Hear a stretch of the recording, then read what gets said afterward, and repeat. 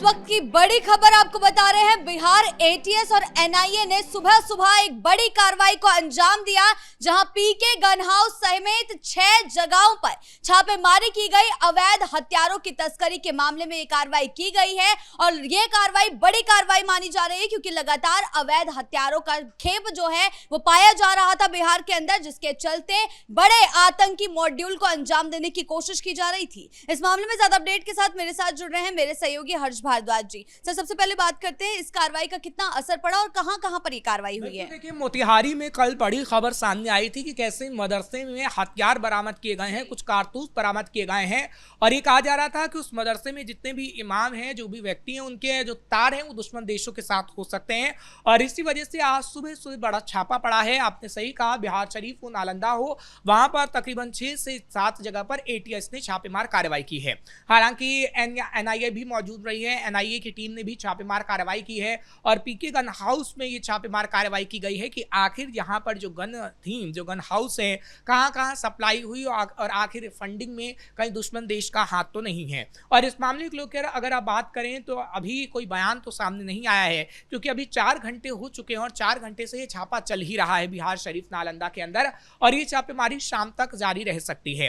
हालांकि इतना जरूर कहा जा रहा है कि कुछ लोगों की गिरफ्तारी जरूर की जाएगी, क्योंकि आतंकी कनेक्शन सामने आ रहा है, तो कुछ मौलानाओं की गिरफ्तारी हो सकती है। हालांकि 2 मौलानाओं को पहले ही गिरफ्तार किया जा चुका है मोतिहारी से, लेकिन तकरीबन 6 से 7 ऐसे मौलाना हैं जो आतंकी कनेक्शन मामले में गिरफ्तार हो सकते हैं। क्योंकि देखिए, अगर बात करें दुश्मन देश पाकिस्तान की, तो वो लगातार अपने नेटवर्क के जरिए भारत में ऐसी स्थितियां उत्पन्न करना चाहता है, जैसा दिल्ली ब्लास्ट हुआ, जो हमने देखा कि दिल्ली ब्लास्ट जो चांदनी चौक इलाके में हुआ है, उसको लेकर एजेंसियां लगातार अलर्ट मोड पर हैं। उत्तर प्रदेश के अंदर से ही एक गिरफ्तारी हुई थी और पूछताछ उसके माँ बाप से हुई थी और अलग अलग जो लाल किले पर सुरक्षा तैनात हुई थी और जो 6 पोस्टर हमने देखे थे, उसमें एक उत्तर प्रदेश का भी व्यक्ति था जो कि दिल्ली ब्लास्ट मामले में संदिग्ध बताया गया था और उसके बाद से छापेमार कार्रवाई हुई थी। और तो और बिहार की अगर बात करें तो बिहार में भी कैसे नेटवर्क ही फैला हुआ है, उसको लेकर भी जांच चल रही है। हालांकि उस मॉड्यूल की बात करें जो दिल्ली ब्लास्ट मामले में था, उसको लेकर तो जांच चल ही रही थी, लेकिन इस बीच जब मदरसे से ऐसी तस्वीर सामने आ गई तो खबर ये बताई गई कि मदरसे में कहीं ना कहीं ऐसी एक्टिविटी हो रही है जो पूरे बिहार को दहलाने की कोशिश कर सकती हैं और उसी को लेकर एनआईए और एटीएस ने ये छापेमार कार्रवाई की है। हालांकि ये कहा जा रहा है कि पुलिस बल की मौजूदगी उनके साथ रही थी, क्योंकि जब एटीएस जाती है कहीं, एनआईए छापा मारती है, तो स्थानीय पुलिस को साथ रखती है। डॉग स्क्वाड की मौजूदगी भी वहां रही है कि कुछ संदिग्ध ऐसी चीजें तो नहीं है जिससे वहां का पूरा इलाके को दहलाया जाने की कोशिश की जा रही हो। तो ऐसे में ये सवाल बड़ा हो जाता है कि आखिर उस मदरसे में ये हथियार क्या कर रहे थे। क्योंकि देखिए, पीके गन हाउस की तो बात अलग है, क्योंकि पीके गन हाउस में गन की अगर कोई फैक्ट्री है, गन अगर बनती है या कुछ होता है, तो वहां पर आप जांच वगैरह करेंगे तो ये पाया जाएगा कि हाँ, फंडिंग कहाँ से आ रही है या वो हथियार कहाँ सप्लाई होते हैं। बिल्कुल, पिछले दिनों यूपी में भी इसी तरीके की वो शिकंजे कसे गए थे, जहां मिले थे बड़े बड़े हथियारों के खेप मिले थी मौलानाओं के पास से। बिहार में भी अब ऐसा देखने को मिल रहा है, तो क्या ये किसी बड़े मकसद के तहत किया जा रहा है? बिल्कुल, देखिए, मकसद बड़ा इसलिए हो जाता है क्योंकि हमने देखा है कि भारत को दहलाने की कोशिश कहीं ना कहीं दुश्मन देश हमेशा से करते आए हैं। आपने देखा है कि कैसे संसद का हमला हुआ, कैसे 26/11 हुआ। हालांकि मोदी सरकार जब से बनी है, बीजेपी की सरकार बनी है, जब से ऐसे मामले कम नहीं देखने को मिले हैं और जो दिल्ली का ब्लास्ट सामने आया है, उसको लेकर भी हम देख रहे हैं कि जांच लगातार जारी है। हालांकि उस मामले में जम्मू कश्मीर से लेकर उत्तर प्रदेश से लेकर बिहार में छापेमार कार्रवाई हो रही है, लेकिन कोई बड़ी एक्टिविटी तो नहीं भारत के अंदर होने वाली है, उसका पता लगाने की कोशिश लगातार की जा रही है। हालांकि उत्तर प्रदेश में जो एटीएस ने कार्रवाई की है, उसमें हमने देखा है कि कितने लोगों को सजा भी दिलाई गई है कोर्ट से, जो आतंकी लिंक अप रख रहे थे और बिहार के अंदर भी ऐसा ही एटीएस करने की कोशिश कर रही है। क्योंकि देखिए, उत्तर प्रदेश के अंदर तो बड़ी तेजी से कार्रवाई हुई है, इसमें कोई दो राय नहीं है। 2017 के बाद से एटीएस को जब जिम्मेदारी सौंपी गई है, तो तकरीबन कई लोगों को सजा भी हो चुकी है और कई लोगों को मदरसे से खींचकर लाया भी गया है और उनकी जो गतिविधियां थी उसका पता भी लगाया जा चुका है। लेकिन बिहार में भी कहीं ना कहीं ऐसा एक्शन होगा, क्योंकि बिहार के अंदर भी हमने आतंकी लिंक देखे हैं, चाहे वो पिछले जो आतंकी हमले कांग्रेस के सरकार में रहे हैं, उससे किस तरीके से बिहार का लिंक रहा है। बिहार में जो लोग रहे हैं जिहादी, उनका लिंकअप खास तौर पर रहा है।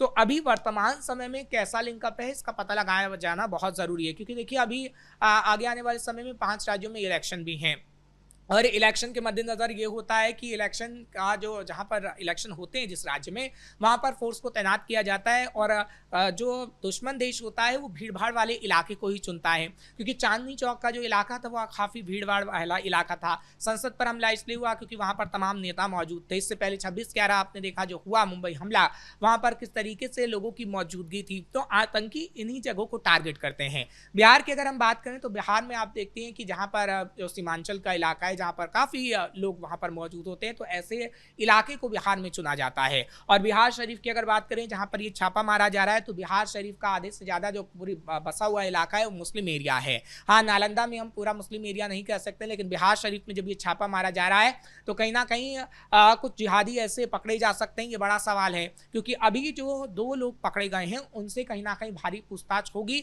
पूछताछ में वो क्या खुलासा करते हैं, आखिर वो हथियार मदरसे में रखे क्यों गए थे, क्या किसी वारदात को अंजाम देने की तैयारी चल रही थी, या फिर ये आतंकी मॉड्यूल है। क्योंकि देखिए अभी क्लियरेंस कोई भी नहीं दे सकता है जब तक कड़ी पूछताछ ना हो जाए, जब तक एनआईए या एटीएस पूरी तरीके से छापेमार कार्रवाई ना कर ले। अभी 6 जगह छापा मारा गया है, लेकिन कल के दिन 12 जगह, फिर 24 जगह, फिर और जगह बिहार में छापेमार कार्रवाई होगी। और ये छापेमार कार्रवाई करना बहुत ज़रूरी है, क्योंकि मदरसे से सिर्फ हथियार ही नहीं, जैसा कि हमने शुरुआत में ही बताया कि कुछ कारतूस भी बरामद हुए थे, तो आखिर उसको अंजाम देने की फिर कहाँ पर ये कारतूस फेंका जाना था, इसकी भी कहीं ना कहीं जांच पड़ताल हो रही है। और आखिर ये, क्योंकि देखिए बिहार की अगर हम बात करें तो अगर कोई कारतूस लाया गया है, हथियार लाए गए हैं, तो कहीं ना कहीं गाड़ी किसी चौक चौराहे से तो होकर गुजरी होगी।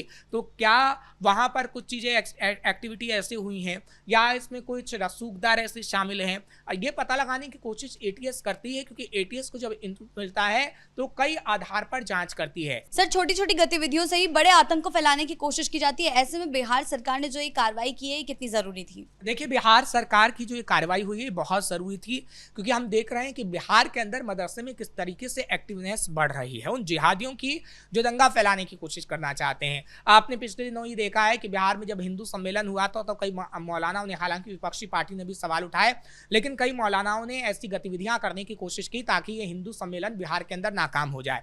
लेकिन प्रशासन अलर्ट मोड पर रहा। गृह विभाग इस वक्त सम्राट चौधरी संभाल रहे हैं, तो सम्राट चौधरी की तरफ से पहले ही क्लियरेंस दे दी गई थी कि अगर यहाँ हिंदू सम्मेलन हो रहा है तो इसमें कोई गुरेज नहीं है और यहाँ पर व्यवस्थाएं ठीक रहेंगी, अव्यवस्थित कुछ भी चीजें नहीं रहेंगी। और यही हुआ कि हमने बिहार के अंदर हिंदू सम्मेलन भी होता हुआ देखा, जहां पर कुछ भी ऐसी स्थितियां उत्पन्न नहीं हुई हैं। और तो और बिहार में ईद के मौके पर भी कुछ ऐसे अलर्ट तो रखा गया था पुलिस बल को, लेकिन ऐसे इनपुट मिले थे कि कहीं ना कहीं कुछ इलाकों को दहलाया जा सकता है। और उसके बाद हमने ईद के मौके पर भी देखा कि पूरी तरीके से व्यवस्थाएं ठीक रही हैं, क्योंकि पुलिस को जो इनपुट मिलता है उस इनपुट के आधार पर पुलिस कार्रवाई करती है। और जो मदरसों को लेकर इनपुट मिला है वो 1 नहीं 2 नहीं, तकरीबन ये कहा जा रहा है कि 100 से ज्यादा ऐसे मदरसे हैं जहां पर ऐसे इनपुट मिले हैं कि उन मदरसों में कारतूस या हथियार हो सकते हैं। क्योंकि देखिए जो सबूत मिला है वो बड़ा है। जो अभी मोतिहारी के अंदर हमने मदरसे में हथियार और कारतूस देखा है, वो कहीं ना कहीं यही बड़ा सबूत है कि क्या इस मदरसे के लिंकअप कई और मदरसे हैं और क्या कई और मदरसों में ऐसे हथियार रखे जाते हैं। क्योंकि देखिए अगर जो आस्था का केंद्र होता है, जहाँ पर धार्मिक शिक्षा दी जाती है, वहाँ पर शक की गुंजाइश कम हो जाती है। और अगर मदरसों की बात करें तो मदरसों में जो धार्मिक तालीम दी जाती है, तमाम मौलानाओं की तरफ से कहा जाता है कि नहीं, हम मदरसों में धार्मिक तालीम देते हैं, मदरसों में ऐसा कुछ भी नहीं होता है। लेकिन जो सबूत मिलते हैं वो कहीं ना कहीं शक करने पर मजबूर कर देते हैं। और एटीएस की अगर बात करें तो एटीएस इसलिए 100 से ज़्यादा मदरसों पर शक की निगाहों से उसे देख रही है। और जो पीके गन का जो हम फैक्ट्री की बात कर रहे हैं, वहाँ पर अगर बात करें तो वहाँ पर भी ये कहा जा रहा था कि कुछ मौलानाओं की एक्टिविटी हुई थी। क्योंकि जो सीसीटीवी कैमरा से सबूत सामने आए हैं, हालांकि इसकी आधिकारिक तौर पर तो पुष्टि नहीं है, लेकिन सूत्रों के हवाले से खबर आ रही है कि वहाँ पर कुछ मौलानाओं का आना जाना हुआ था। तो क्या मौलाना ने पीके गन हाउस से ही वहाँ से गन खरीदे हैं, या फिर कुछ और ऐसे गतिविधियाँ हुई हैं जिससे एटीएस कहीं ना कहीं काफ़ी चौकन्ना हो गई है। क्योंकि देखिए एटीएस ऐसे ही छापा नहीं मारती। एटीएस को जब कुछ इनपुट मिलता है तभी एटीएस चौकन्ना होती है। क्योंकि इसके पीछे कोई बड़ा मास्टरमाइंड है? देखिए बड़ा मास्टरमाइंड हो सकता है, ये दावे से कहा जा सकता है। क्योंकि मदरसे के अंदर ऐसी गतिविधियां होती हैं तो हमने देखा है कि दुश्मन देशों का हाथ निकलता है।